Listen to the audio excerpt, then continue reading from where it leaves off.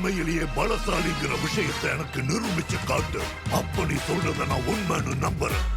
வித்தைய மொத்தமா இருக்கிற கோகு நீங்க பார்க்க வேணா சின்ன பையனா தெரியலாம், ஆனா இவன் ஒரு சிறந்த வீரன். நீங்க எல்லாரும் இவன் கூட மோதுங்க. யாரு ஜெயிக்கிறீங்களோ அவங்களுக்கு பதவி உயரும்.